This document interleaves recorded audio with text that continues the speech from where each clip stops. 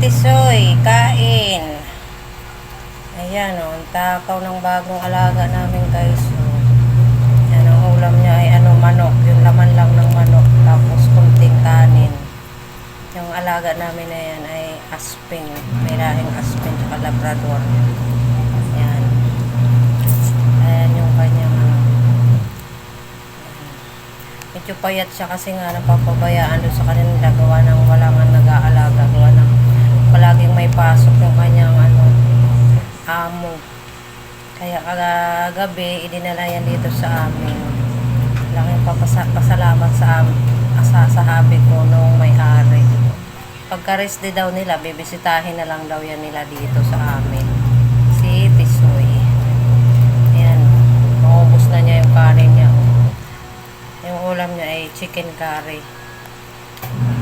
Laman lang yan ng manok kasi pagka pangit sa aso yung may buto.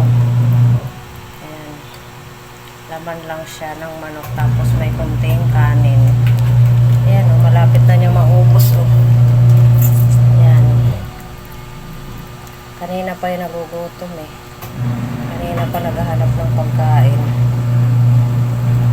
Kakapabili ko pa lang ng ulam gawa ng lalabang ako. Ayan.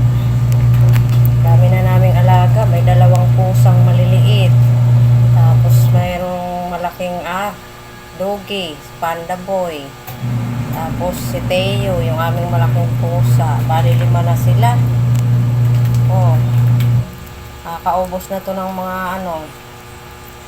sa isang araw ng 1 kilong bigas. Ayan ayan, ang galing ni Tisoy. Maubos na niya yung kanyang pagkain. Dali na Tisoy para uminom ng tubig.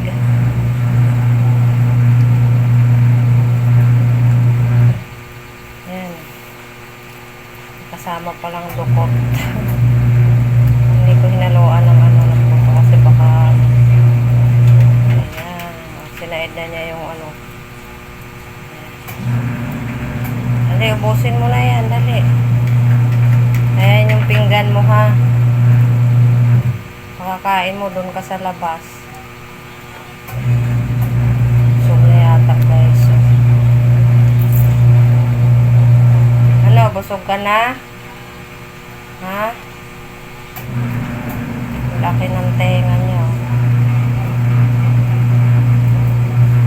Iinom yata ng tubig, painumin natin. Tapos kumain ni Tisoy, ayun na nahigaan na, nandun na sa ayun galing sa CR, may kalan Tisoy, inom ka? Ayan uminom. Ayan, uminom siya ng tubig, nauhaw pala, kaya pala tumabi. Ang dami kasi niyang nakain. Ayan, pagkatapos niyan uminom, matutulog na yan. Ayan lang ang day 1 ni Tisoy.